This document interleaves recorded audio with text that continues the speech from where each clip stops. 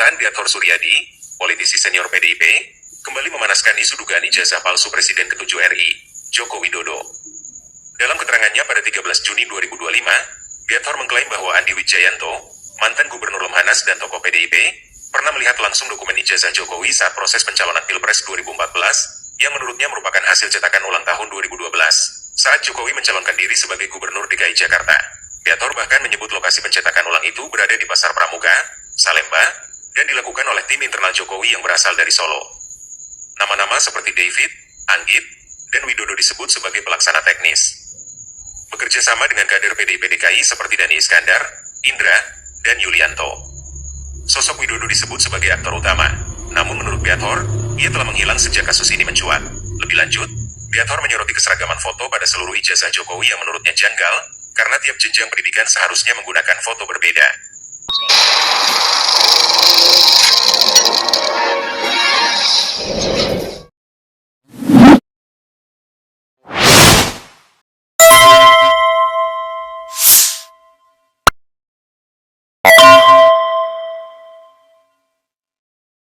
Assalamualaikum warahmatullahi wabarakatuh. Pemirsa, ini temuan baru dan pernyataan yang membuat Jokowi itu remuk, ya. Ternyata ijazahnya Jokowi itu dibuat di Jalan Pramuka, Jakarta. Pemirsa, bagi orang Jakarta, Jalan Pramuka itu terkenal percetakan-percetakan kecil, ya, di kios-kios kecil begitu. Tapi jualannya itu mahal-mahal, satu lembar bisa jutaan. Apa yang dijual? Ijazah dari berbagai perguruan tinggi. Jadi orang nggak usah kuliah dan lain sebagainya. Ini pernyataan ditegaskan oleh senior PDIP, Biathor Suryadi, ya, yang menyatakan bahwa ijazah Jokowi itu dicetak di Pasar Pramuka, ya, dan mereka itu mengerahkan dari kader-kader Jokowi sendiri di Solo. Ya, ada Anggit, ada David, dan lain sebagainya, termasuk Dhani Iskandar, Indra, ya. Itu semualah yang mengerjakan persoalan persyaratan administrasi, termasuk ijazah Jokowi itu. Loh, kenapa kok bisa seperti itu, pemirsa?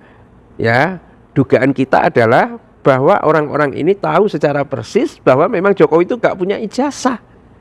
Maka mereka bekerja, gimana caranya kerja instan dan lain sebagainya. Ya, ke Jalan Pramuka itu gampang sekali, ya. Sepintas tuh kalau ada dokumen contohnya ijazah Gajah Mada dicetak serupa dengan seperti itu, dibayar beberapa juta, mereka ini orang-orang udah dapat untung gitu loh. Disitulah yang dipakai untuk mendaftar di Pilpres itu tahun 2014. Dan bahkan Andi Widjayanto diyakini juga tahu itu mantan Gubernur Lemhanas kader PDIP yang akhirnya dipecat oleh Jokowi, ya. Itu juga tahu bahwa itu adalah hasil cetak ulang dari ijazah tahun 2012. Nggak tahu maksudnya hasil cetak ulang ijazah itu seperti apa. Dan para pelaku yang ada di Pasar Pramuka, ya, itu ya sampai hari ini masih rame lah Pasar Pramuka itu untuk orang-orang yang memang penipu dan lain sebagainya. Bukannya hanya ijazah, ya, buku tabungan macam-macam, ya. Kalau orang mau kredit dia nggak punya ini kan ada syarat tabungan tuh, pemirsa. Nah, biasanya ngambil dari situ, ada formatnya mirip gitu. Kalau yang dibutuhkan hanya fotokopi saja, lolos semua itu, ya, untuk mengajukan kredit itu. Ini yang kelihatannya akan membuat Jokowi semakin tersudut dan semakin remuk. Tetapi masalahnya adalah, ya, yang kita kasihan itu seperti Kasmujo, ya, dosen yang diklaim oleh Jokowi, dosen pembimbing skripsinya, tetapi ketika Kasmujo menjawab bahwa dia bukan dosen pembimbing skripsi, kemudian diklaim oleh Jokowi lagi, ya, beberapa waktu yang lalu, memang bukan dosen pembimbing skripsi, tetapi dosen pembimbing akademik. Dan Kasmujo ketika didatangi oleh Rismond Sianipar, itu pakar digital forensik, Kasmujo juga menolak, bukan dosen pembimbing akademiknya juga. Bahkan dugaan saya, Kasmujo tidak pernah ketemu sama Jokowi itu tahun 1980 sampai dengan 1985. Kenapa? Karena memang Jokowi itu tidak pernah kuliah di Gajah Mada.